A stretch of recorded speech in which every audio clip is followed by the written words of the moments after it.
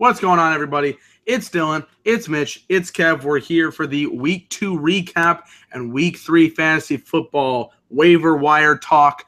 We're here to we did this last week. If you guys didn't watch that, go watch it. If you want to recap of last week, why would you? But still go watch our videos. But we're here for Week 2, where we're talking about every game in a much shorter version, and then going to talk about some injuries that happened this week, who you should pick up in fantasy, and much more. We're going to have the comment section open if you guys want to talk, and we'll talk about certain games and points from that standpoint. So we appreciate everybody for watching. First, we have Mitch. Mitch, what's going on? Not much, man. I had to sit through a dreadful episode of SmackDown. It's much better here sitting with you guys, having to talk about something that I actually enjoy from week to week, the NFL. And I'm here. I got my whole list of waiver wire pickups. I'm excited to talk about some of the games and some of the things to address the bottom line viewers of what's happening in the NFL. I like it. I like it. And from the streets of Vancouver, we have Kevioli Ravioli. Kev, how are you doing today? Hello, there I am. I'm hitting the okay. I'm on the driveway of Kevol right now as I am walking, just heading home from work. So you will see my pretty face shortly. I just figured I would get on and do audio here and contribute. And just to update you, the actor is okay. He's performing on the street again, magnificently well, and expect to see him Saturday. He's all primed to do a NFL video. I am very much looking forward to that. That'll be 5 stars. Let's give some claps. We like to clap on this channel. Just don't know. Yeah. If ASMR, chill us out. But I am interested to talk about some games this week. We had some interesting outcomes, some interesting stats. We're going to get right into it.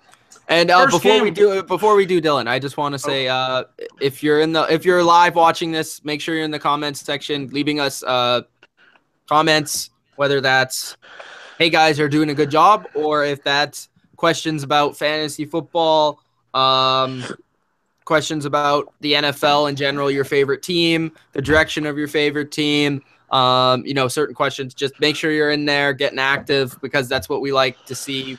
We like to interact with you guys. So, Kev, can you go on mute real quick? There we go. We want to hear the people. We want to hear what you guys have to say about this week. So comment below some of the team's thoughts, your team's thoughts, whatever. But we're gonna get into it. First, we had Thursday Night Football, which I would call the Comedy Central Network special. We had the Houston Texans versus the Cincinnati Bengals. The Texans won 13-9. Was not able to watch this game live, but I was able to catch up on some stuff. And folks, this was ugly. This was an ugly contest between two of possibly the worst teams in football. Deshaun Watson did not play overly exciting. He had a good rush to get the only touchdown of the game. I like the rush. I like the effort. And it seemed like some people were caring. But these are, quite honestly, just two different, completely bad teams. Andy Dalton is not a good quarterback. 20-35 for 224 yards, 0 touchdowns, 0 interceptions, which does give him credit considering week 1 was a disaster. But this team is not able to score points. They did not score a touchdown in either of the first 2 games, the first since, I believe, the 05 Rams when they went 1-15. That is not a good sign. And I feel like with both of these teams coming up, they might be struggling hard. The Texans now play the Patriots at Gillette Stadium. They're currently not favored by 13 points. So congratulations on the L. And then they play the Titans, the Chiefs, and the Seahawks 3 of the next 4 weeks after. Going to be some bad stuff in Houston. Did not like what I saw of this game. Mitch, what did you see out of this particular game since you recapped it? Well, I did recap this one, but I did miss part of the game. But I have a couple things to say specifically about Cincinnati.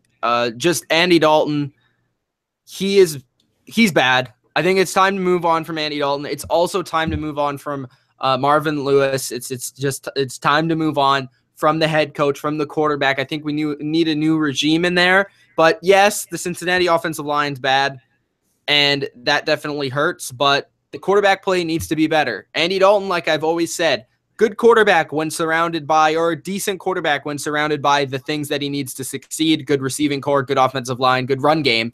When he has the works, he's a pretty decent quarterback, as most people are in the NFL. But when he doesn't have that, he's not able to make plays. And I just think they may have to go somewhere else because this team isn't winning with him at the moment. And he doesn't look like the same guy as he did a couple of years ago when he was playing at his best. Another thing, Tyler Eifert is injured. So that's big news. I don't know how long, but when you're watching these Bengals next week, I am almost certain that AJ Green is going to be peppered with targets because Tyler Eifert is out. I don't know if they trust Ross quite yet because he fumbled in this game. And the run game's been pretty much non-existent. So I expect AJ Green, for fantasy purposes, his targets are going to go up. And, we'll see what happens with their offense. But they did fire their offensive coordinator as well. So those are all the things on the Cincinnati Bengals. And Marvin Lewis was on Kevil's top 5 coaches on the hot seat. So that could definitely, if Kevil says it, it might be true. Kev, what were your thoughts on this game here? First of all, Thursday Night Football sucks. Yes. It's not working. You don't have time to prepare. They're horrid matchups. This week it's the Rams and the 49ers. Yes. That's like a NFC Championship preview. Fuck yeah. I might have my NyQuil early. Yeah, you could. That could be the NyQuil game of the week. Yeah. It was sponsored by TheBottomLineView, by the way. Yeah, exactly. I just don't know what Cincinnati is. First of all, let's talk quickly about them. I don't know what their identity is. I don't know what they're supposed to do. Are they supposed to be this tough team? Are they supposed to be physical? Are they supposed to run? Are they supposed to be a passing team? I don't know. They're just a middle-of-the-road meh team. I disagree with you on Houston being a bad football team. I know that their schedule is going to be tough, but I think that Deshaun Watson is going to grow into the position as a number 1 quarterback here as a rookie. There was good to see, but there needs to be growth for sure. They do have some offensive weapons. If they get their creativity going, they still have a really tough defense. If they get their creativity going, I think that they will be fine. I'm not as worried about the Texans as I am about the Bengals. That's for sure. But I want to add something. Lamar Miller, I think it's going to be interesting, like me kind of being the fantasy guy here. I think it's going to be interesting, so watch out if you're looking for some fantasy news in this video. Watch out for Lamar Miller. I think it's a good time to trade him right now. If you own him, it's probably a good time to trade him because the more and more weeks that go on, the more – he hasn't really been, like, ultra efficient, but neither has Dante Foreman either. But I just feel like the more and more weeks that go on, the more and more their carries are getting very close together. And with this offensive line, how bad it's been playing – Lamar Miller needs a lot of carries and a lot of opportunities to produce in fantasy because those yards per attempt aren't really there right now. So that's my comment on that. And it's going to be very interesting to see how Deshaun Watson does in New England, but we'll see. Hey, 2 things about that. 1, Coach always says you get 3.4 yards, you're good. Lamar Miller averaged 3.4 yards. And second, I know, I'm just joking. Not in fantasy. Not in fantasy. No. Definitely not in fantasy, but in the real world. Is something talking in the back? Is that Kevel? Sorry. Yes, there was. Keep talking. I just heard I'll be with you in a moment. I heard a Caucasian woman, and I was just trying to figure it out what happened. And second, he's left us. And second, I'm still very concerned. As much as Kev doesn't want to say it, I still like this team. Just don't know. All right, let's get into the Sunday games. We have the early game matchups. Our first one here is the Browns and the Ravens. The Ravens took the W 24-10. They forced another 5 turnovers in this game. It almost sounded like it was week 1 again. They have forced the most turnovers in the league so far with 10. That's pretty crazy. Kaiser had 3 interceptions, surprisingly enough. He had a migraine. So he was out for a little bit of time. Hogan came in, went 5-11, but he also threw an interception. I want to like this team. I do like this team in certain ways, but they were not matched with a good opponent this week. Their defense of Baltimore, I think, is the real deal. I don't think that offense is really all that special in some ways. I think Joe Flacco gets the job done, and he certainly proved that last week with a good performance, 25-34, 2 touchdowns and an interception. So good for him. The rushing game, not too much to say here. Some kind of disappointing performances, but Buck Allen rushed for 14 carries. That was the most of the team. And there was some good performances on the receiving, especially Watson. He had a good game for himself. But I think as we go on, I think we're going to see Baltimore going to have to show themselves out. They played 2 of probably the bottom 6 teams in the NFL so far. And I like what the defense proved. They're going to have to play against the Steelers a couple of weeks from now. They're playing the Raiders and the Vikings 3 of the next 5 weeks. So I want to see them against bigger competition. And although I do like Cleveland, they were just completely outmatched in the situation, and we know what they're about. So, Mitch, what did you see about this game in particular that you heard about or saw about? 4 comments. Joe Flacco looks like he's regaining a little bit of form. He hasn't quite been himself in maybe like a full season, maybe half a season. Like the whole offseason, he was getting over that whole back thing, and he looks like he's forming him into himself. He had some nice plays in this game, 3 for 2 touchdowns. That's nice to see. Like you said, Buck Allen, if he is for some reason not owned in your fantasy league, I think you're drunk. Pick him up. He's their number 1 running back. It's not Terrence West. It's Buck Allen. He runs the ball, catches the ball. He's pretty much doing Danny Woodhead's job right now, except he's carrying the ball even more than you would expect. Another guy to pick up, Ben Watson. We'll get to the waiver wire stuff in a bit, but Ben Watson, 8 catches, 91 yards. Always, the tight end is huge in Baltimore. Last year, Dennis Pitta was second in receptions, or maybe even first in the league at the tight end position. They traditionally use that position a lot. Ben Watson, I thought, would be the guy in the offseason. Didn't show up in week 1. In week 2, he had a big performance. And then on the Cleveland side of things, Corey Coleman is out with a broken hand for a long time. I would recommend releasing him because it's just too long and we don't know how he's going to recover. As for, an actual football comment besides fantasy, if Baltimore isn't the best defense in the league, it's probably second. They have a lot of injuries. I've been asked if Baltimore's legit as a playoff contender on Twitter and other places. I don't think so because they have too many injuries, and I think there's more complete teams. But their defense can steal them games against some good teams, and I think they will be on the road to maybe making the playoffs. And if they do, they'll be a little bit, hard to get out of there just because they'll be in the game because of their defense. So wait, okay, would you take Watson over Whitman? Watson over who? Probably, yeah. I don't know. I probably would pick It depends on the matchup, obviously, but I would because I think the Cowboys don't use their tight end as much as Baltimore does. And if Watson is Jacksonville in London this week. Okay, who does Whitman you in the London shit. No, I'm asking. Okay. Oh, I don't know about this week. Who does Watson play this week? Or Watson plays Jacksonville. Who does Witten play? I would play Witten because he's playing the Cardinals. He's playing the Cardinals. Oh, I don't know. Cardinals are good against tight ends, though. I think I would go Watson there. Okay. I would ride the wave.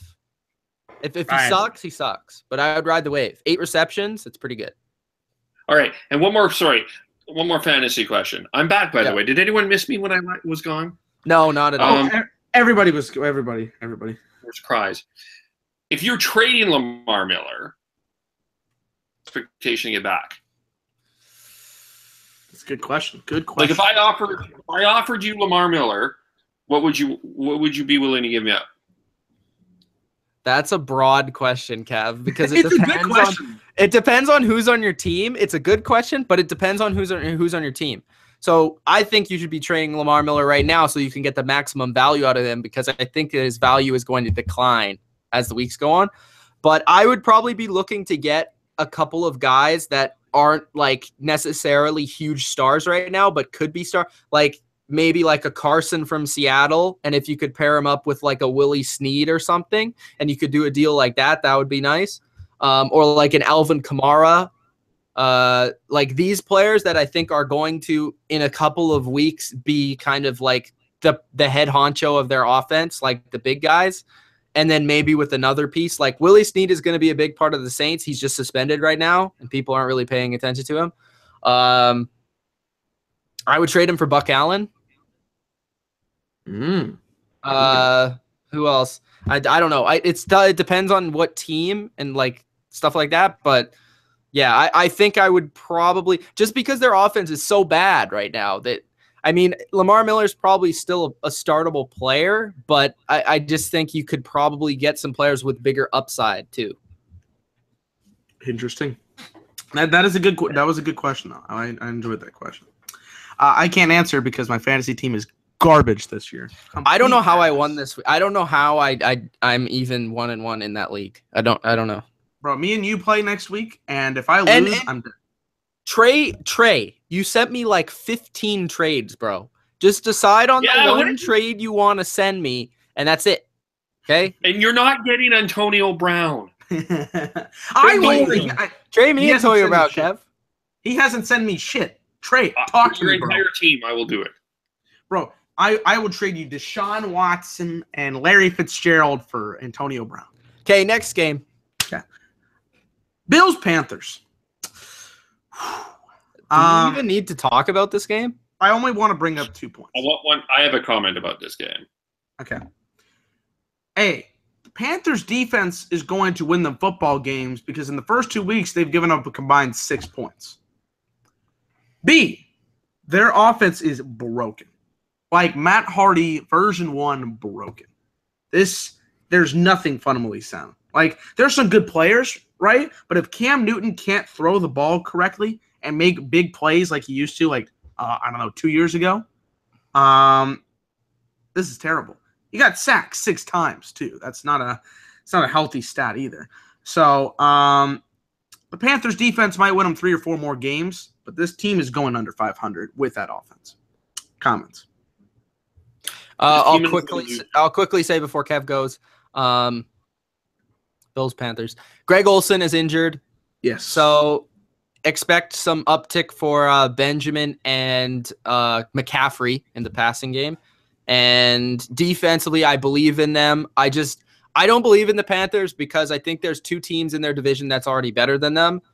Their defense is good, but they need more productivity out of their offense, and they're not getting it right now, especially out of Cam and their offensive line. Their offense looks god-awful. I think the Panthers are a team that's 8-8. They have a good defense. They don't have a good offense, and that usually equates to 8-8.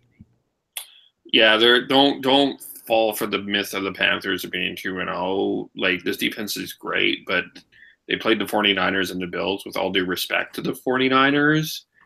And I'm sure I'm going to get some heat here in a moment about the 49ers. Yes. But it's the 49ers. And I don't think the 49ers haven't even been in the red zone yet this year. It's terrible. Yeah, terrible. Have they? Okay. Yeah, they were on the 1 yard line against Panthers. They didn't get in. Okay. That's terrible. Terrible.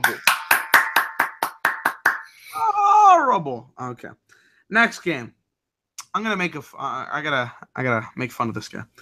Cardinals Colts. Okay. This game. I'll let you have it, Dylan. Okay. This game was a farce. And Kevo, I like you as a person, right? I like you as a commentator. But why did you pick the Cardinals, man? Or why did you pick the Colts? Why? The Cardinals are hot garbage, Dylan. They are. But the Colts are even hotter garbage. The Colts are the worst team in football. You know what? The Cardinals have the same record as the Patriots and the Seahawks. I legitimately think this guy could be a pretty okay quarterback in a terrible situation in Indianapolis. So I thought, and I thought they were coming back. They were getting thrashed. That they would show some moxie, and they did show some moxie. They did. They just don't have enough talent. But Arizona's terrible, people. Mitch, I have a question. Did he leave? What is it? Mr. Nelson. Yes. Good pickup, bad pickup? I think he's a good pickup, but just don't expect a lot because it's Carson Palmer and the Cardinals offense. Okay. But it is nice to see that he was like the #1 receiver, though. So I think he's worthy of the pickup. It's just like, don't expect a ton. Okay. This is what I'm going to do. I'm going to ask a fantasy question for each game. Yeah, that's kind of what I'm doing. You guys can cover the actual game. I'll cover the fantasies part of it. In this game, I do want to add and congratulate, even though he lost the game, Jacoby Brissett. I do want to bring up the point of, and I've always said he's talented. I've said he's talented since day one. I just don't think, I don't think he's going to ever be a good quarterback. I think he could be an average quarterback. He has a lot of talent with him, but he needs to learn a lot about the position still. Chuck Pagano is terrible. He's the reason why they lost this game, and he should be fired immediately. He's on my list. He was on the list. Both of these guys are on your list. He is the reason why they lost that game. If you were watching the end of that game, he was the reason why they lost. The Cardinals should have made the field goal in freaking regulation. They missed it. They had to go into overtime. Then they make Jacoby Brissett pass the ball on like the 10-yard line, like right backed up in their own end. It was retarded. Like, Chuck Pagano was terrible. Horrible. By the way, it does not get better for us because we have to see the Colts and the Browns next week. Yay! Yes, and about that, I do want to say this is the first week I will recommend starting T.Y. Hilton without Andrew Luck. Wow.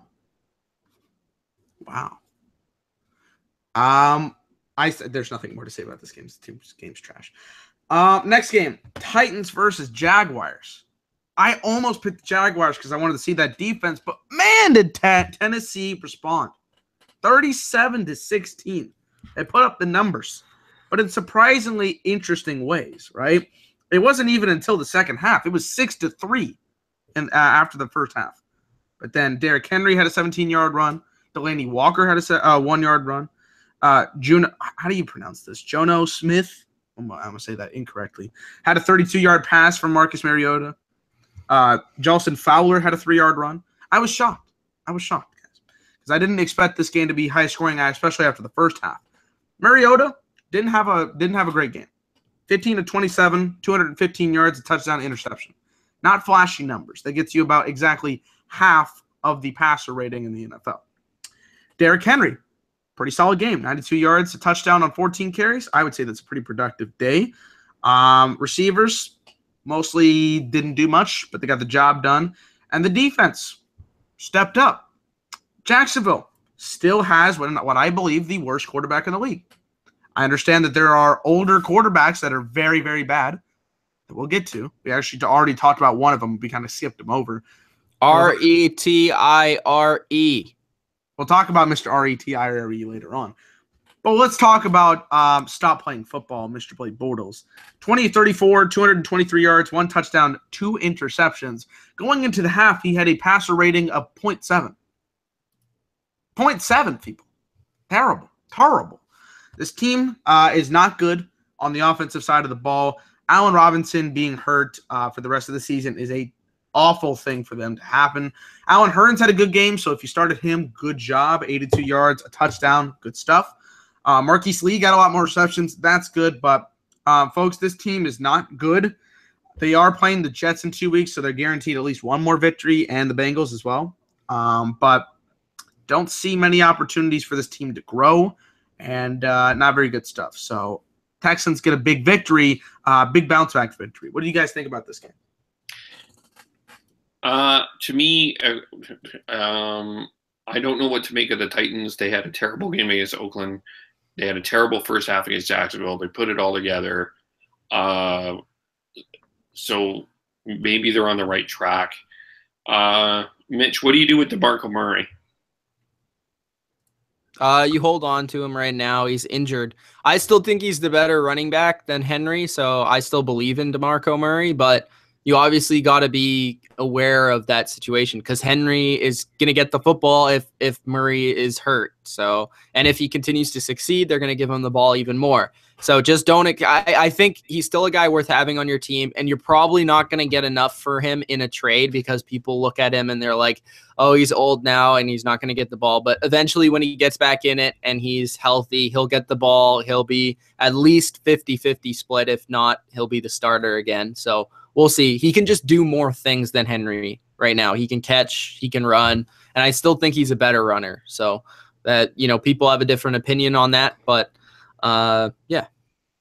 What do you do about Fournette? Because, I mean, that's the only way that you're going to... fine. Fournette's fine. I think he's just doing what we thought. I mean, he's facing the fact that their offensive line isn't good. Their offense is centered around him. I think Fournette every week, he might never have a huge game-winning, like a game-winning week for you ever, because there's just going to be like 8 guys in the box like every game. But he'll be solid for you most times. He might get a touchdown. He might get, 90, 100 yards. In this game, I think that was the reason I was going to mention why the Titans won. I said it before. If the team that's playing Jacksonville stops the run, they're probably going to win the game, because that's how Jacksonville is going to score their points. And that's how everything works for them.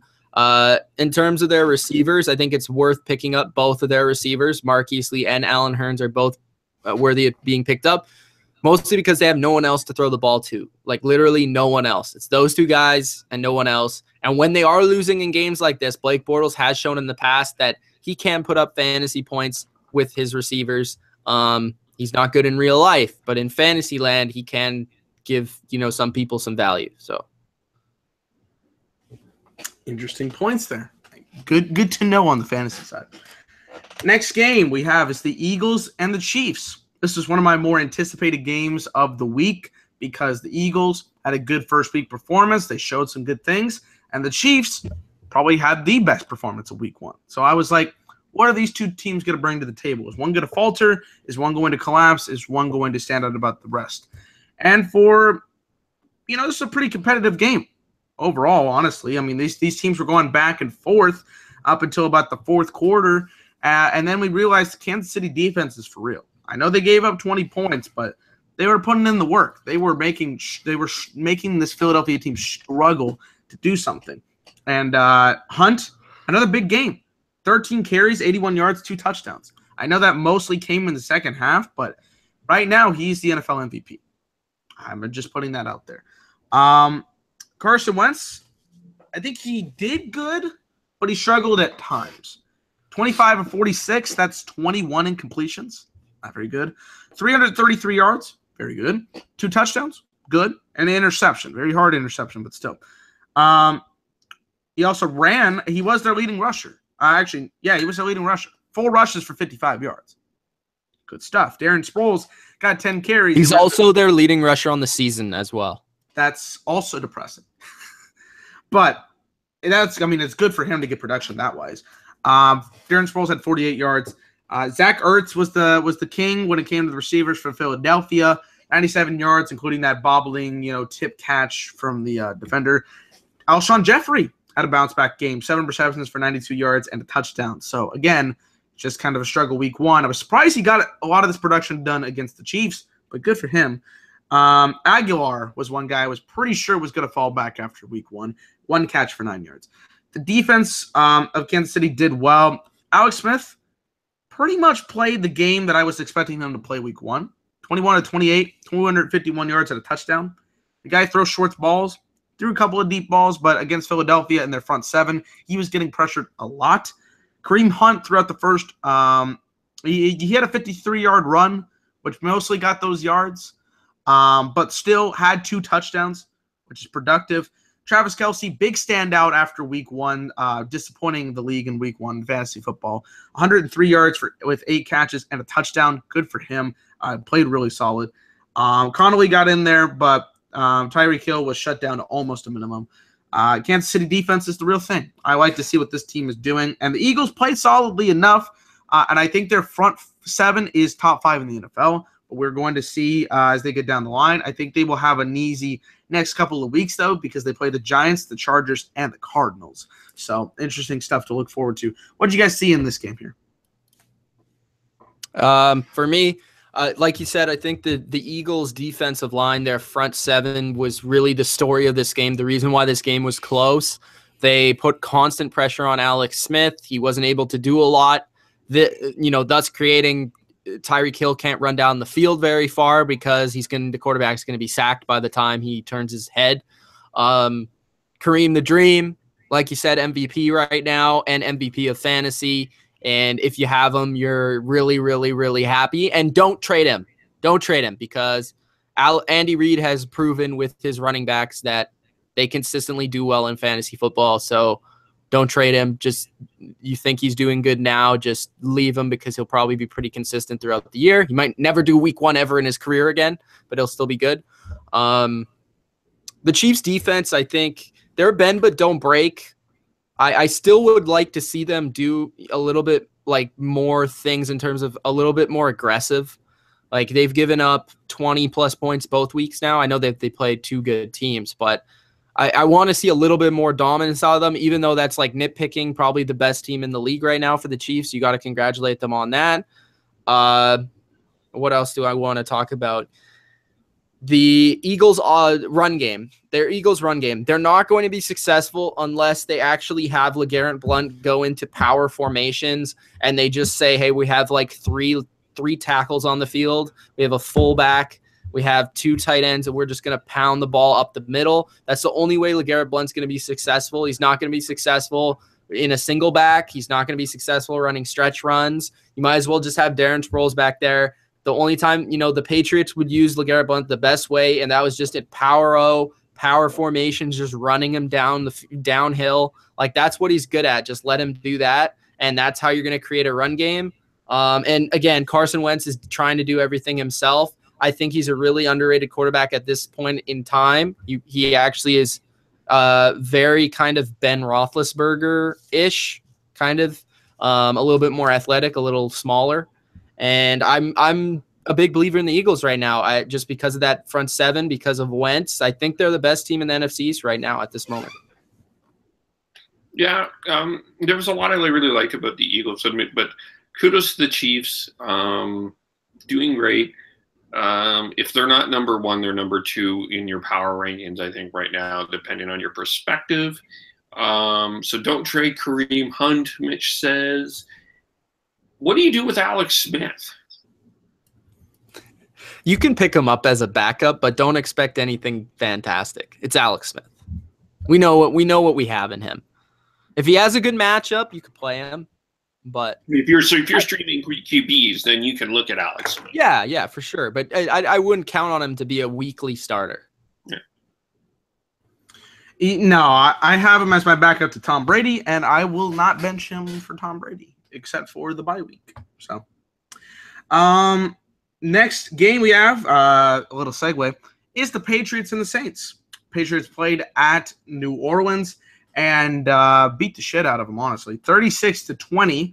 The score looks a little bit better with that touchdown the Saints scored with 5 minutes left in garbage time. But here's key notes I have about here. Tom Brady came back to form, so everybody can shut the hell up on Instagram and Twitter about how he's falling off the water.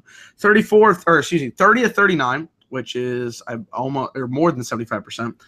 447 yards and 3 touchdowns. Yep. Pretty much what I was expecting against one of the worst defenses in the league. Top 3 worst. Gillislee, 69 yards, a touchdown on 18 carries.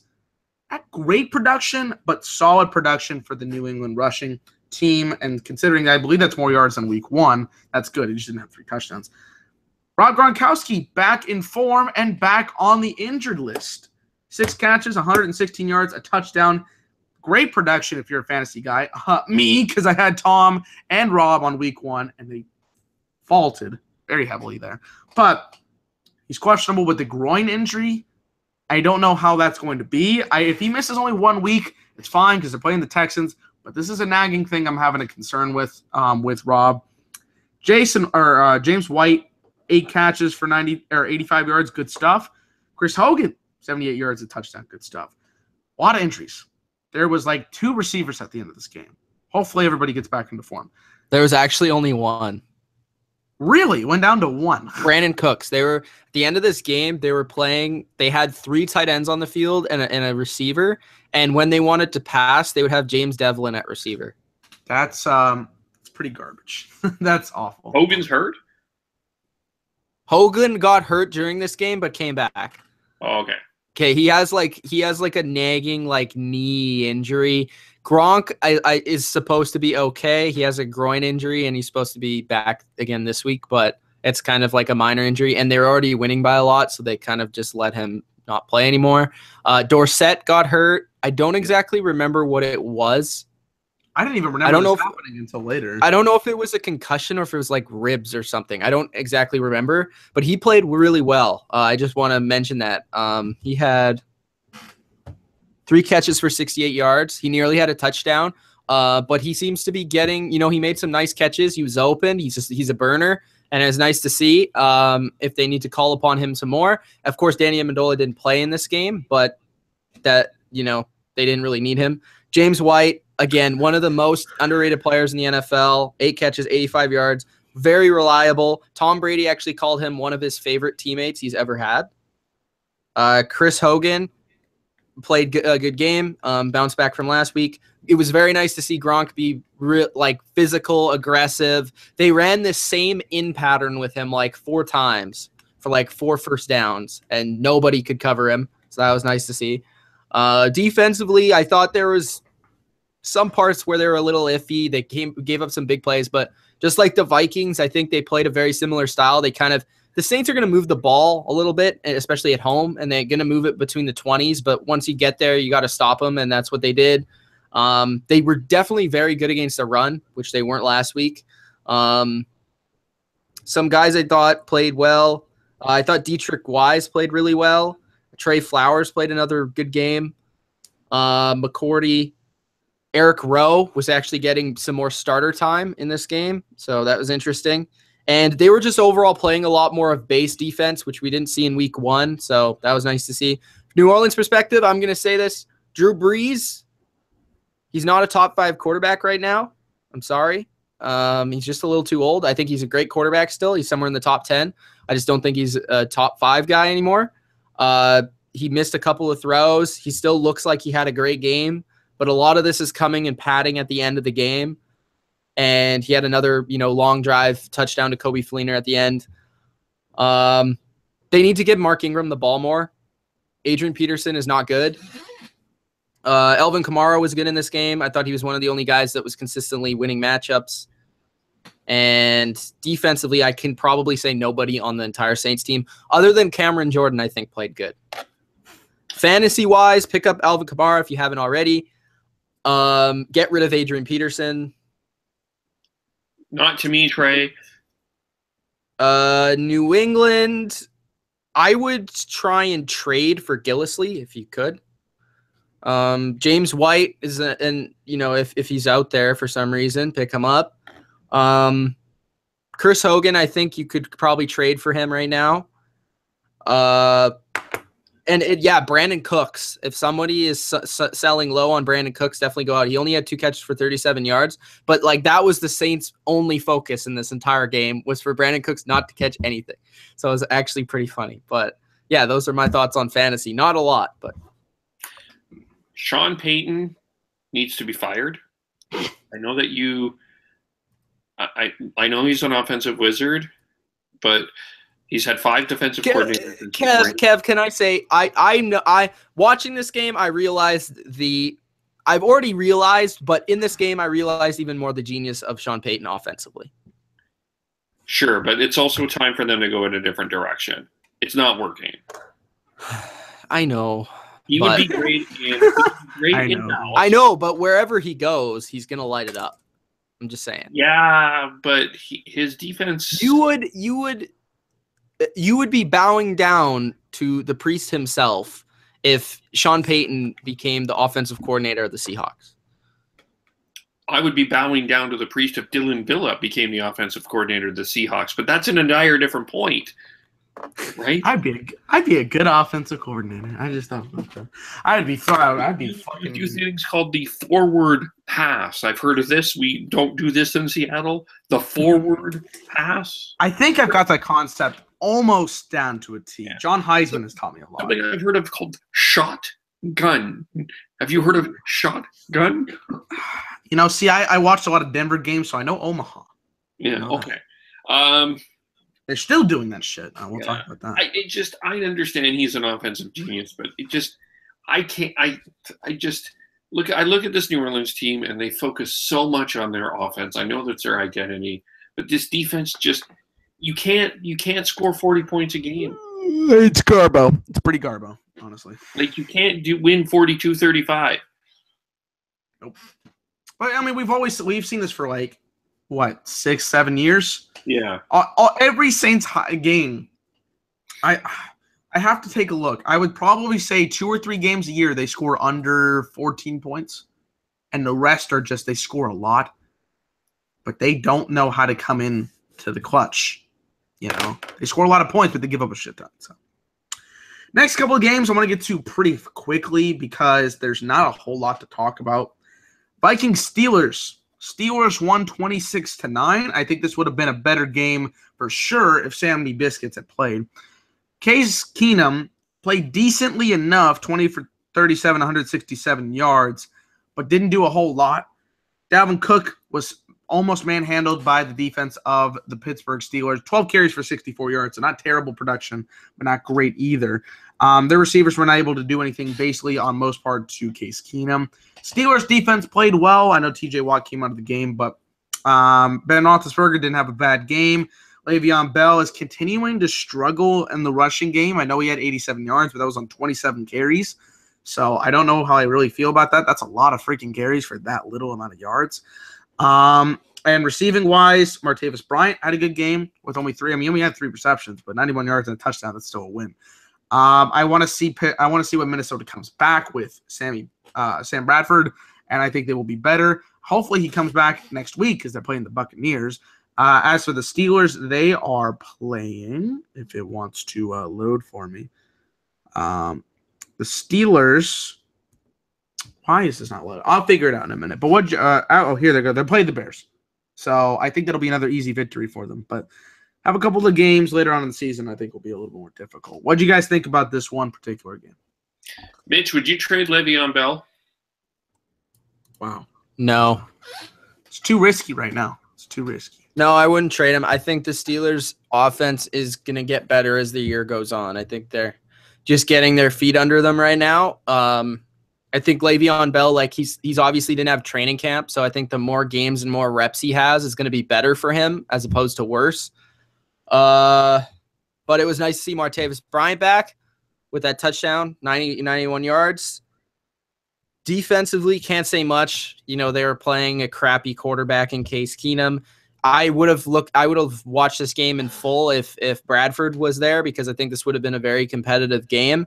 I think Pittsburgh, let's keep an eye on their offense. Like Kev says, you trade Le'Veon Bell. No, but keep an eye on their offense. Are they going to produce? I know Minnesota has a good defense. And by the way, if you don't know who Xavier Rhodes is, you should probably look him up. Bro, how does nobody know who Xavier Rhodes is? Dalvin Cook still had a good performance, 5.3 yards per carry. Adam Thielen, if you can right now, trade for Stephon Diggs. I'm not exactly sure what's going on with Sam Bradford, but as soon as he comes back, Diggs is going to be legit. I don't know what else to really say. It was kind of just a game that we expected. The Steelers were going to kind of walk away with this one. I will say they mostly dominated the game. It was just in a different fashion. Their defense was sound. They made some plays and they made some stops, and then their offense kind of chipped away. So it was a good game from the Steelers. It was just different. Kev? Yeah, I really got not much more to say to that. Okay, interesting. Next game, Buccaneers-Bears. I don't think we need to talk about this for more than a minute, but I will say the stat lines because we didn't talk about this game before. Buccaneers destroyed in the first half, 26 points, and then it was basically a cakewalk. 18 of 30, 204 yards and a touchdown. And my boy Ryan Fitzpatrick threw one pass for the Tampa Bay Buccaneers. 5 stars. Jaquiz Rodgers, 67 yards and a touchdown, filling in the role for Doug Martin while he is suspended for one more game. Mike Evans, 93 yards, touchdown, good stuff. For Chicago, Glennon threw a lot and did not do well. 31 of 45, 301 yards, 1 touchdown, 2 interceptions. Tariq Cohen did not do very much on the running game, 7 carries for 13 yards, but did have 8 catches for 55 yards. So good production there. They just don't have a lot of receiver talent. If you haven't picked up Tariq Cohen yet, you're drunk. That's what Mitch says. You're drunk. Glennon had a fumble. Conan had a fumble as well. But the Bears are incompetent as a team. They will not win very many games this year. Buccaneers are very strong, but I want to see them against really good competition. Their next 3 weeks are going to be some of the most entertaining stuff in different fashions. They're playing the Vikings if Sam Bradford is there. They'll play the Giants, which I think they'll crush them, and they'll play the Patriots, which will probably be one of my favorite games. That's on a Thursday night as well. So what do you guys think about this game? Not much for me here, but what do you guys think? It was nice to see the Tampa Bay Buccaneers play. It was nice to see them live up to expectations and crush a team that they should crush. Mike Evans looked good. Jameis Winston looked good. Their run game was pretty good. And by the way, I think it will be better when Doug Martin comes back. Their defense makes plays. They're fast. They're strong. I think they're going to give Atlanta a run for their money. The Bears, it's time for Trubisky. The only reason you were starting Mr. Glennon is because you paid him a lot in the offseason. And second, you said that he doesn't turn the ball over, even though he turned the ball over more than Trubisky did in the preseason. But nonetheless, he's now turned the ball over. So put Trubisky in, give him a chance. And the last thing I have to say, trade Jordan Howard. John Fox is not one as a Chicago Bear coach in September. That's all I'll say. Interesting. Yeah, not much to say here. Just bad football. I think this next game will be interesting for one person in particular on this line because they're going to have to say something about a kicker. Dolphins Chargers. I was shocked when fucking Young Ho. Get this Ho off my screen. Young Wei Koo. Young Wei. Get this Young Ho off. Young Wei. Get the Ho off. Okay. He's missed 2 game-winning kicks for my beloved Chargers. He is 1 of 4 so far in field goals in 2017. How is this guy not cut? Is there not a kicker out there? He is. He said, "Hold my beer, Roberto Aguayo. I will take you over as the worst kicker in the league." Stat lines, quarterback-wise, this was one of the better ones of the week in terms of matchups. 24 of 33 for Jay Cutler, 230 yards and a touchdown. Didn't play as bad as I thought he was going to. This was their first game of the year, so I really wanted to see what they were going to come out here and do. But other than a miserable Hail Mary to end this first half, he played well. I mean, not great. Jarvis Landry had 13 fucking receptions. Holy shit, but, Jarvis Landry actually broke a previous Julian Edelman record. I think it was like the most catches, like under 5 yards or something like. I don't know. It was like I don't know what it is. It's like the most receptions with not 100 yards. That might be it. Yeah, that might be because it's 78. It didn't even get 80. It wasn't even their leading receiver in receptions. Wow. Yeah. It's the least amount of yards with the most receptions. I think that's the record. I think Edelman had it before. He averaged 6 yards per catch. Yeah. So that shows you how many times. Maybe that's the credit to Jay Cutler. Landry also threw a pass as well. That's really positive, though. Fantasy-wise, that a lot of people were worried about Landry and with Cutler because Cutler likes to throw deep to guys like – and he by the way, he loves freaking Devontae Parker. But a lot of people were wondering about how Landry would do. Seems like he's okay, especially in PPR. I just want to say – good job. I want to say about Cutler – he played pretty good. He made some plays, and the Dolphins aren't a bad team, but the Chargers definitely should have won this game again. Hey, Jay Ajayi had a good game, 28 carries, 122 yards, so good job on that. Phillip Rivers, you got to feel bad for this guy at some point, right? He has put in the most work and gotten the least amount of results possible. 11 games since 2016 where their Chargers have lost by 1 possession. And he looked 31 of 39, 331 yards, a touchdown. Good stuff. And Melvin Gordon had a touchdown, so that took away one of those 2 touchdowns. Keenan Allen had 100 yards. Henry had 80. Good stuff. I enjoyed this. And Melvin Gordon also had 7 catches for 65 yards.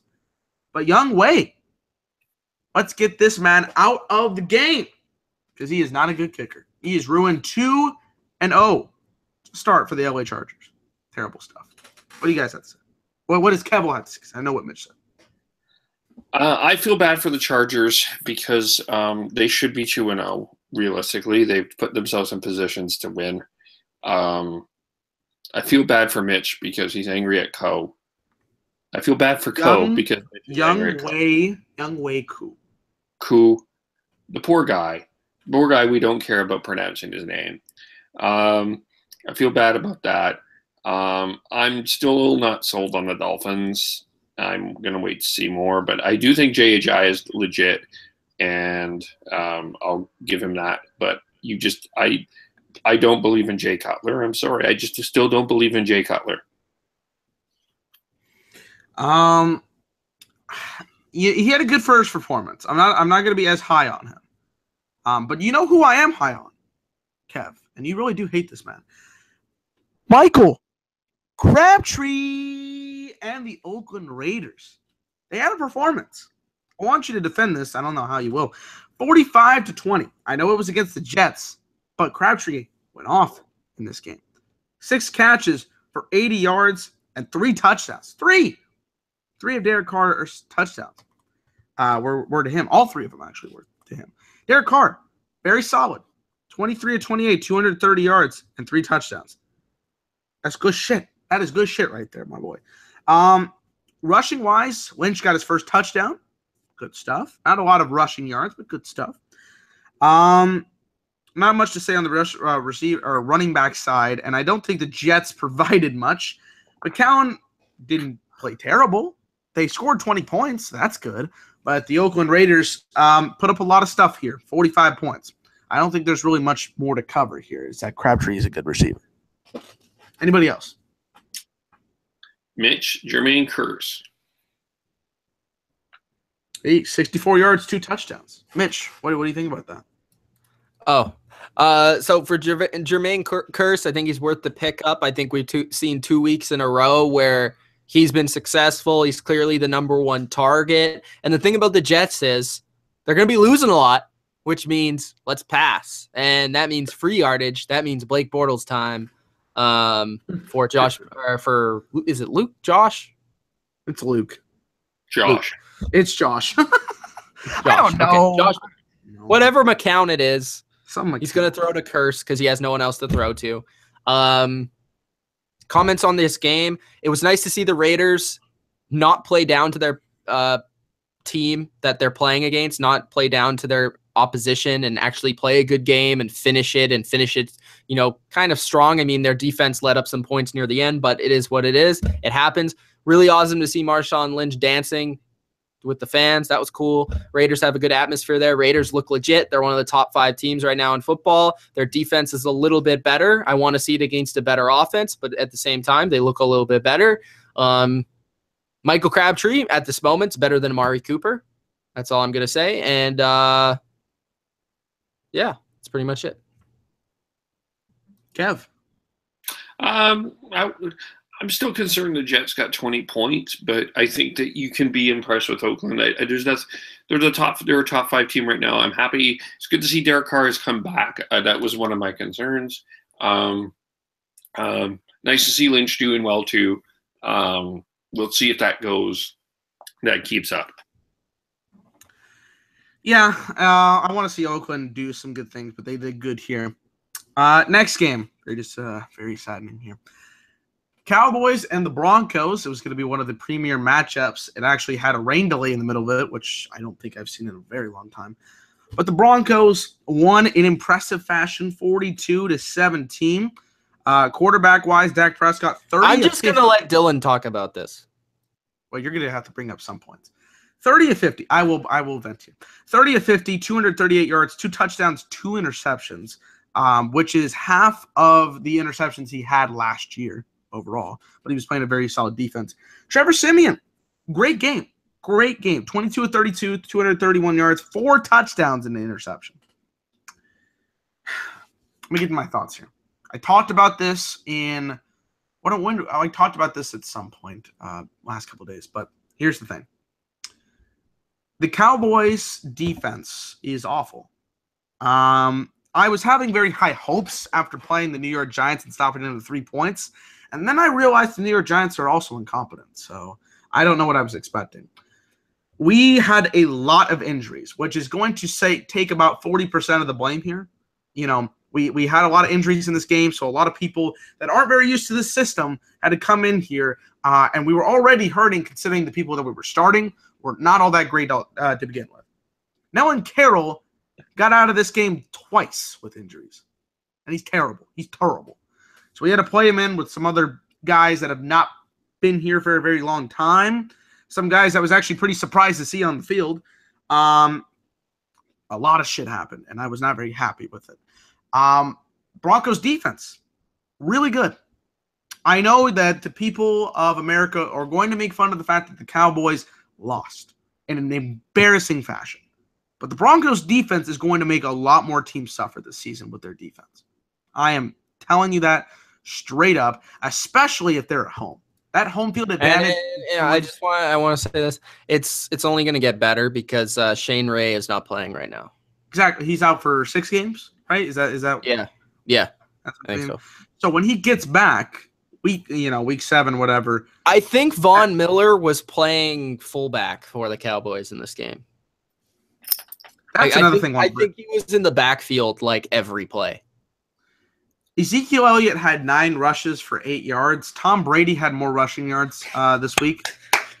That's pitiful. That is honestly disgusting. No offense to Tom Brady, greatest quarterback of all time, but I don't want our fucking 4th pick in the draft to have 8 yards and a quarterback to have 9. Actually, 14 quarterbacks this week had more rushing yards than this man. Impressive. Look, it's not too scary right now, okay? The Cowboys are playing some pretty easy teams the next couple of weeks. They're playing the Cardinals. They're playing the Rams. They're going to have to play the Packers after that, but then they're also playing the 49ers. I think in the next couple of weeks, injuries will diminish, hopefully. We'll get the defense to find some way to play football because it was not very impressive. And Chidobe Awuzie also was out in the first quarter, so that also hurt. But they just got to play more competent football. It came down to me of the 2 defenses this week. The 2 defenses in this game in drastically different ways. I think Denver is looking like is a Super Bowl contender right now. That's very good stuff to see. But I want to see Dallas take the next step. So this is a recovery process here. That's how I feel about this game. I will blame us in certain aspects, but I will also blame the Broncos for being that damn good. 2 quick things.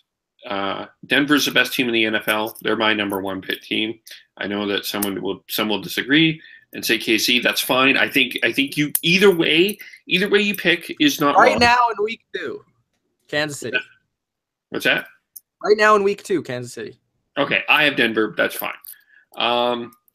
Mitch, Mr. Dez Bryant. Yes. He is not. This has been tough matchups right now, but I would like to say this about Dez. Fantasy wise, he's fine because he'll bounce back and he'll have some good matchups and he'll be fine. But the thing about Dez is he's not an elite receiver. I'm sorry. Like every time he plays a good corner, he doesn't play well. It's just like facts of life. I mean, I like Dez. He's a great personality. I think he's dropped off the last couple of years. He's had a lot of injuries, doesn't have as much explosiveness. Every time he faces a corner with some strength and some ability to kind of push him around and get in his face, like Talib, like Janoris Jenkins, he doesn't make the big plays, and he got bullied again. So that's rough to see. I just think, like, this is the exact thing that I said would happen. I didn't say that they would get blown out, but this is the exact thing that I said was going to happen with the Dallas offense. I thought that they would force Dak to throw the ball. They did. And when Dak is forced to do that, I'm still not a believer in him to do that. I mean, when he has to do it by himself, I just don't think he's there yet. I don't think he's that type of quarterback yet where he can beat a good defense throwing the ball. And I know that a lot, and this is like nothing against the Cowboys offense, because there's been great offenses and offenses better than Dallas that haven't been able to do anything against this Broncos defense in the last few years. So, yeah, but Zeke needs to show up. I don't understand only giving him 9 carries. Like 9 carries for 8 yards, I get it. I want to say this, though. But, like, fuck the media for telling me that Ezekiel Elliott has given up on this team. Fuck the media. I hate that shit. That is disgusting. They said the same shit when LT quit in the playoff game. I'm not going to say nothing. I ain't going to say nothing about that, okay? I'm just putting my facts out there. That's complete bullshit. Continue. Okay. So, yeah, I said about Dak, I would have liked to seen Zeke get some more runs because even though you're not running the ball effectively, you need to keep Denver off balance on defense. You can't let them know that you're passing the ball every play or you're going to lose. Jason Witten was the only efficient receiver because he's the only one that could actually win his matchup. Dez couldn't win his matchup. Cole couldn't win his matchup. Butler couldn't win his matchup. Terrence Williams couldn't win it. It's the way it is. Denver, offensively, Trevor Siemian is a good quarterback. Again, I'll say it again. A good quarterback. 231 yards. Yes, I would. I don't know if he would be my starter. Huh? Would you drop him for Dak or Stafford? I would keep Stafford. Would you drop Dak? I wouldn't drop Dak, but how many teams are in your league? I don't know. It depends, I guess. I don't know. I don't know, Kev. That's tough. I still believe in Dak as a fantasy quarterback. But I also believe in Simeon. So how about that? Does that work for you? That's fair. CJ Anderson was the best fantasy running back this week. 118 yards, touchdown, on 25 attempts. Really liking what I've seen out of him. What I said last year with the Broncos was when they can run, they need CJ Anderson to run the ball and be an efficient offense, and that's what we've seen this year. Emmanuel Sanders had a nice game with 2 touchdowns. Demaryius Thomas, solid game again. They won their matchups when they needed to. Their defense, flying everywhere. 2 sacks for Von Miller. I would like to say that I thought that DeMarcus Lawrence had a good game, minus that penalty. He had 2 sacks. Another really solid performance from him. That's the one person. Other than that, the Cowboys defense looked bad. It looked like what I thought it would look like. It's just they played the Giants. We thought they were. It's just they played the Giants the first week, the incompetent RETIRE quarterback. We'll get to and yeah, that's all I'm going to say. Denver's legit. They're one of the best teams in the NFL. They look scary right now. We'll see how it turns out. But the AFC is just a superior conference right now. They have teams that are built to win in the playoffs, in the Super Bowl. And this AFC conference is loaded, man. Fun to watch. I'm going to go quickly kill myself. All right, 4 games left to talk about here. Washington versus the Rams. I really wanted the Rams to win this so I could be like, fuck all y'all for picking them.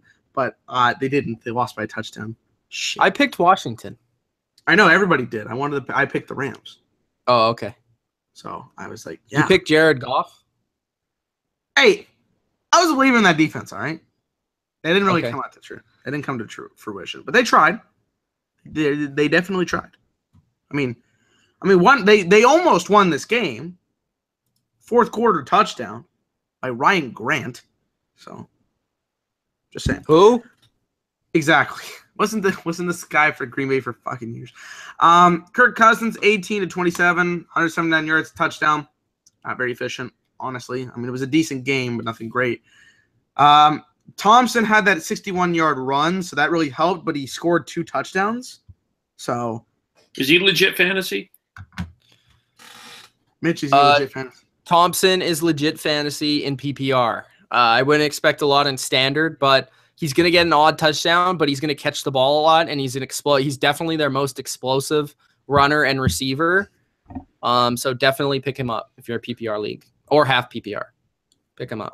Also, why did Samaje? And also Samaje Perine, if Kelly is indeed hurt, he might even take the job, but I think he's probably worth the pickup just because he is like that. He is the guy that Thompson isn't a running back that's going to carry the ball a lot. Perine is that player because he's the big guy. He's the strong guy. So like for example, he's the Gillislee while Thompson is the white. You know what I mean? And then that's what I think the Lions need to do, or Green Bay needs to do, is get that receiver that is a Perine who can rush instead of having Montgomery in that situation. That's beside the point. We'll get to that later. Yeah, he rushed this ball a lot. 21 carries, 67 yards. Didn't rush at all last week. So, Reed had an okay game. Crowder had an okay game. Nothing really spectacular on the receiver. What's with Crowder? I want to say with Reed, Reed still looks hurt. His toe still looks like his foot. When is this man not hurt? When is this man? I mean, like, he's been hurt like before the season even started. He's playing through injury right now, is what I should say, and he just doesn't look like 100%. That's why I think his numbers haven't been as great. And Crowder, I'm not quite sure. I just think the offense in general has been struggling, but I think, and it's been two difficult matchups. I think the Rams defense is good. The Eagles defense, we talked about them. It's two tough matchups. I just think they maybe need some time, because I think the whole Sean McVay impact has been a little bit greater than we thought. Would you drop him? Who, Crowder? No. Okay. Rams played a okay game. Goff, 15 to 25, 224 yards, touchdown, and an INT. Gurley. This was a really depressing thing when they were showing in the middle of the game the rushing yards from 2015 to 2017 or 2014, whatever. They were going back and forth. It was like up, spike, and then just spike down increasingly. It's really depressing. It had 88 yards and a touchdown, and also had three catches for 48 yards and a touchdown. So a lot of points produced by him this week in fantasy. Everett was their leading catcher, 3 receptions for 95 yards. Cooper Kupp, 3 catches for 33 yards, including a very impressive one near the end zone. This team's not great. Their defense is solid. I do like their defense a lot in certain ways. And they'll beat some lower-ranked teams. This team could honestly go 6-10. I mean, I like the Rams in some ways. In some ways. They're not as bad as I honestly thought they were coming into the season.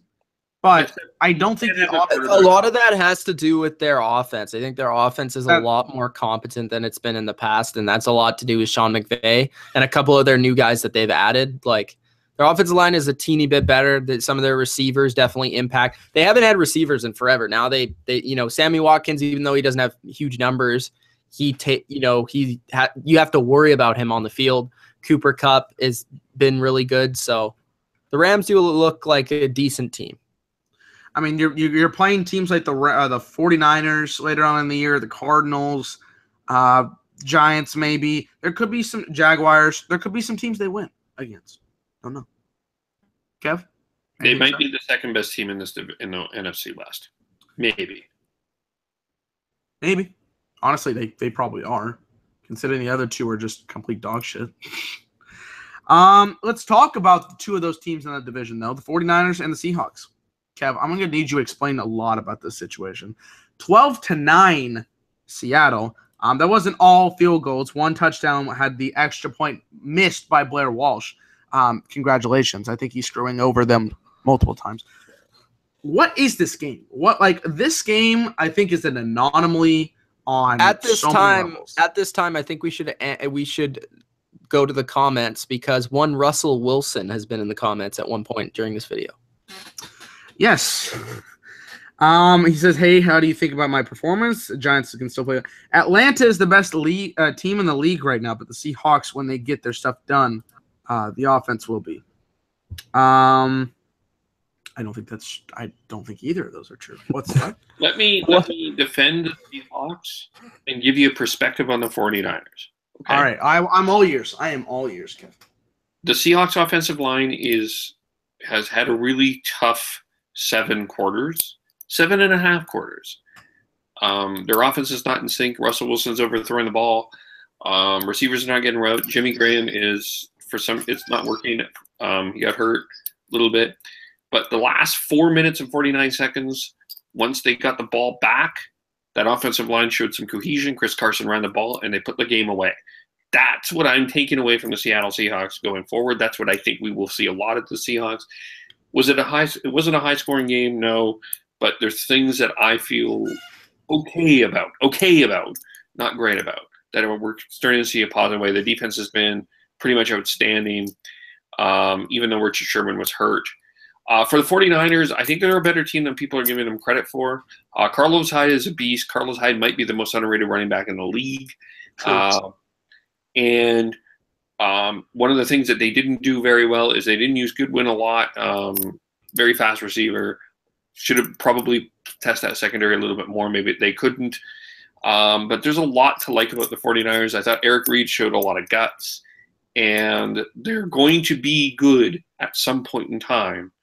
It just is not right now. But I'll give him credit for the 49ers to be at least they're a team that is hot garbage. They are putting in the effort every week. They are the Enzo Amore of the NFL. Wow, Enzo Amore. So they get buried. Okay, if they get Kirk Cousins, they're going to the playoffs next year. Calling it.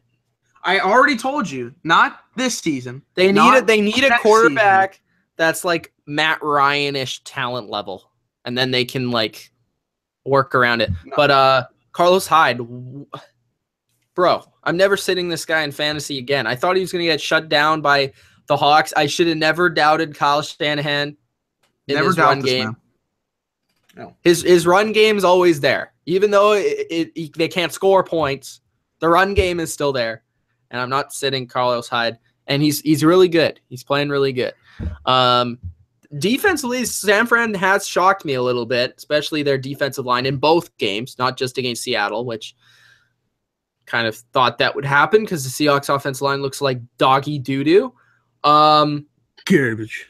What else do I got to say? I think a little bit more blame. I think a lot of blame needs to go to Mr. Bevel, the offensive coordinator. I think he needs to be fired as soon as possible. And I think a little bit of blame needs to go to Russell Wilson and Doug Baldwin and these leaders of this offense, Jimmy Graham. Like, they need to show up. They need to make plays. They can't be winning games with 9 points. That's all I got to say. You got Kev. Let me say this real quick. The stat line. You know what?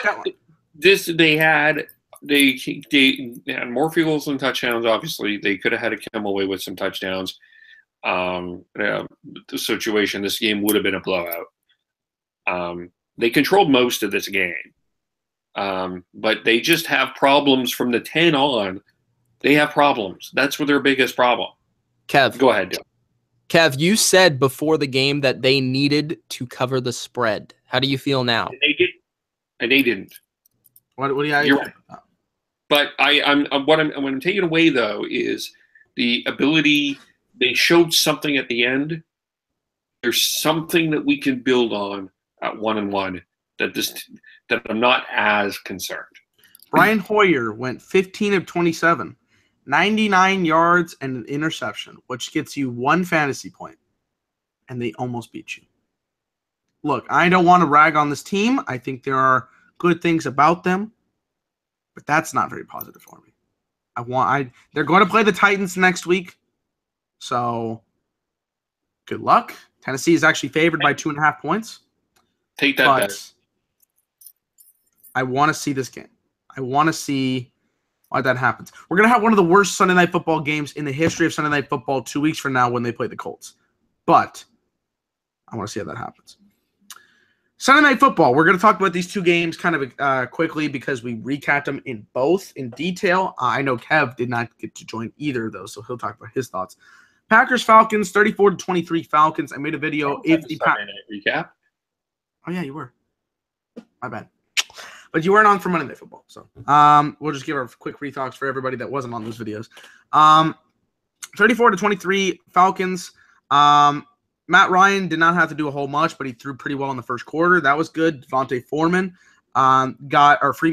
got a lot of carries, and he did very well. 84 yards on 19 carries and 2 touchdowns. Good shit. Julio Jones did much of his work in the first quarter, so it wasn't really needed. For Green Bay, they need to not relax. They need to put their freaking foot on the gas pedal. 6 of the last 8 seasons, they have gone 500 or worse in situations. 1-2, 2-3, 4-4, 4-6. I don't think it's a matter of putting your foot on the gas pedal. They're just not good enough. Yeah, they have one player. Can I finish?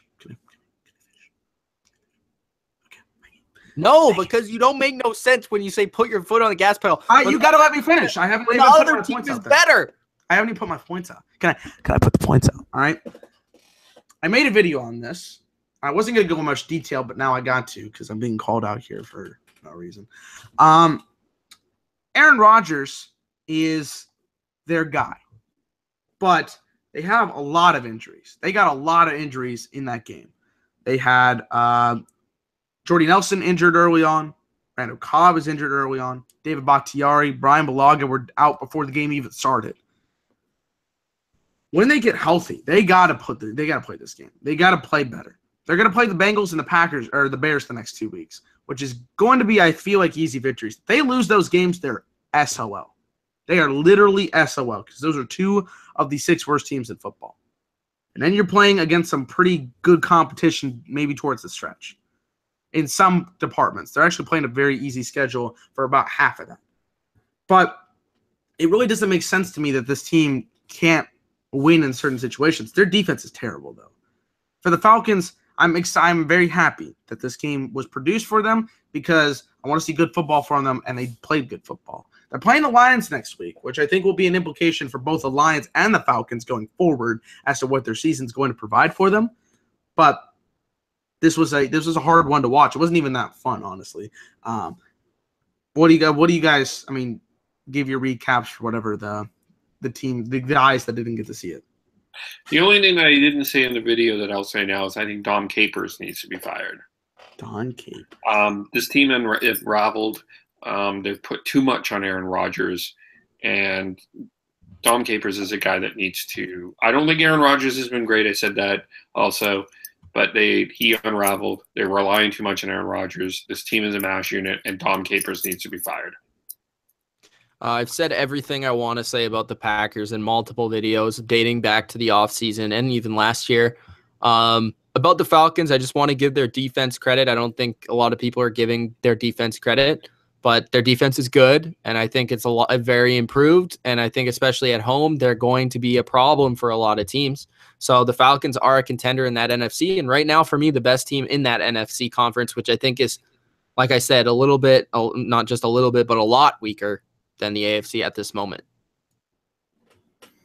Last game we have to talk about, Lions and Giants. A lot of news coverage coming from this game, especially after the comments Ben McAdoo had to say after the game, basically throwing his quarterback under the bus.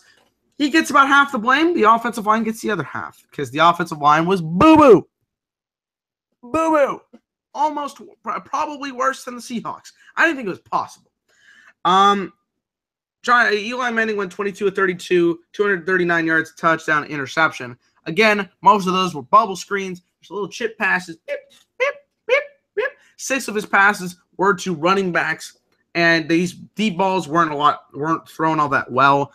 I get it. A couple of drops were there for especially Brandon Marshall, who I think me and Mitch talked about last night, has diminished in quality probably. Odell's playing hurt. 4 catches for 36 yards. Not a good game. This was probably the unraveling of the New York Giants. And if I pick your team to go far in the playoffs, you're probably not going far in the playoffs. I'm sorry. For the Lions, played good stuff. Played a good game. Matthew Stafford didn't have to do much. 122 yards, but he threw 2 touchdowns and made some big plays. Miro Abdullah finally showed up, so good stuff. Eric Ebron, 5 receptions, 42 yards, and a touchdown. And I liked what the defense brought to the table, especially Ziggy Ansah, who had 3 sacks, which was good. Very good to see. Kev, I know you weren't able to get to watch this game or at least be on here with us. What do you think about this game? Let me hear your thoughts. I think Detroit's better than I thought so far. It's nice to see them win with Stafford throwing under 200 because I didn't think that would be possible because I think that's a team that's relying a lot on Stafford. So defense is playing better. I thought the Giants defense showed up and played really well. The offense is completely out of sync and they look old and unhealthy. And I can't blame Ben McAdoo for getting upset. Odell Beckham he's not at 100%. I don't know what you do there. I don't know if you keep him out or not. I still think the Giants are going to somehow recover because enough to get in the playoffs. And the only reason I'm saying that is this NFC is right now really terrible that if this was AFC, they'd be done. But I think in the NFC, I think that they have the ability to recover. So I'm not going to count them out, but they look old and unhealthy right now in a general sense. 4 years in a row, a team that starts 0-2 has made the playoffs. And the two teams that I see that could do that are the Giants and the Chargers. So don't count them out quite yet. But you and your damn Chargers. Well, I mean, they should have been 2-0, so Young way cool, baby, young way cool. Freaking young ho. But for the Giants, I mean, Eli needs to retire. There's no relax here. Retire. You're done. You can't throw a football. You can't move. Your zip is gone. When OBJ wasn't healthy, clearly. I don't know why he played. Sit out, get your money, don't play, because then they're going to have to pay you more and more and more the more games that you score less than 10 points. The Lions, I think, like Kev said, was the same point I brought up last night. The most impressive part about the Lions right now and that last game was that they won without Matt Stafford having to make a comeback, make a last-minute drive, or have to win the game by himself. They actually won the game without him having to do very much. So that's a very good thing. And that lets me know that the Lions are actually a pretty good team overall. And that defense, if they can continue to force turnovers and get some pressure, which they have the first 2 weeks, I think they'll be a good team and they'll be in the playoff hunt for sure. Yeah. All right. Are we going to do waiver wire now? That covers. Sure. Yeah, I've done it pretty much throughout the video, but let's go over position by position. Running backs. Of course, Buck Allen, he has led the running backs for the Ravens in touches, 35 touches in the last 2 games. Chris Carson of the Seahawks, Kev knows, he is their leading running back. He had 20 attempts in week 2. He was running the clock out for them. Lacey is not even playing anymore. And Rawls only had 5 carries. So they're seeming to go with Mr. Carson as that lead back, and he should definitely be there. Alvin Kamara has had the most touches for a New Orleans Saint, mostly because they are always behind in games. 15 touches for 92 yards in 2 weeks. He should definitely be on your radar. Chris Thompson, PPR.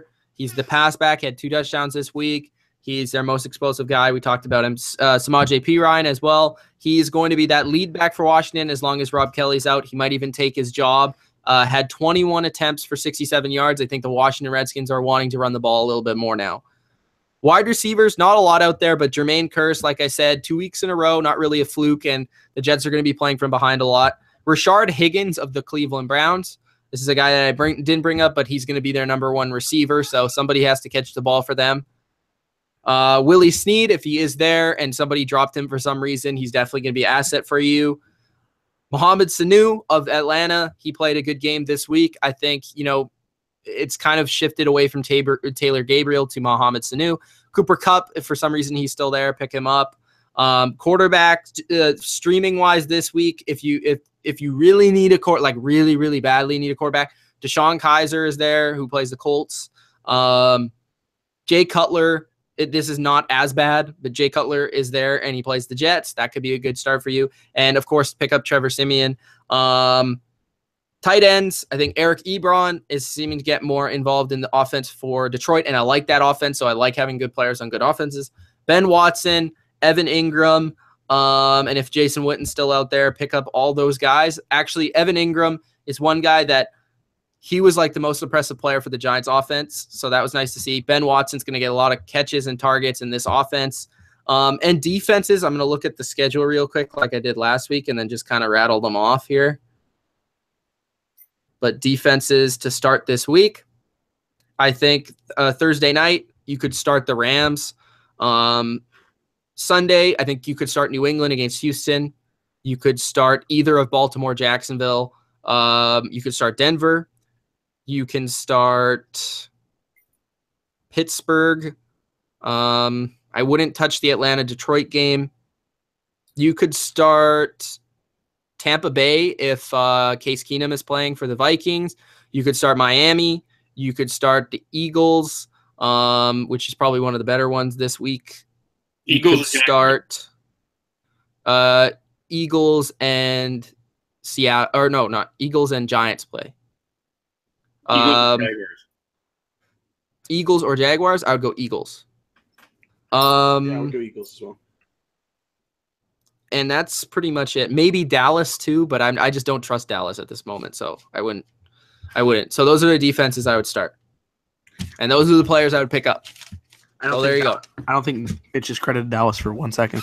All right, so I think that is going to do it. Are you really going to start their defense next week? Hell no, but I don't think you've said anything positive. I did bet on them. I took the -3 yesterday night. Right away, boom. Bam. -3. Wow. I think you're also going to give them their first win this season. Segue into promoting our next video. We're going to be doing our predictions tomorrow night live. I believe all three of us and Anthony will be on there for sure. AC, we're begging you. We're trying. Probably won't be. He'll send us our picks, his picks though. So AC, if you can, join us. He's not gonna watch this video. What am I talking about? But who? We are gonna, yeah, Adam Kordick. We will be doing predictions tomorrow. Anthony's currently in the lead by 1 game. Me, Mitch, and AC are tied for second, and Mr. Kevioli Ravioli is in last place. I'm sorry, brother. Recovery this week, man. He's on the road to recovery. He's like Eminem in 2010. He is consistent though. He was 9-6 last week, 10-6 this week. So good job. He probably would have been 10-6 if the Miami Dolphins and Tampa Bay Buccaneers had played week 1 too. So we are going to have a lot more content. Mitch should have his week 3 topic video out. I don't even know what I'm gonna do it on. Hey, I need to figure that out. We'll think of something for Mitch Maloney to pick up, but we will have a video soon. Maybe I'll do it on Young Ho. I'm just kidding. I'm not doing it on a kicker. Young Ho. Thursday Night Football recap. Some of us will be there. Not me, but some of us will. Sunday Night Football recap. Monday Night Football. You know what it is. It's the bottom line view. Like the video. Comment below your thoughts on the recaps. Subscribe to the channel for more content. For Kev and Mitch, it's Dylan. Peace.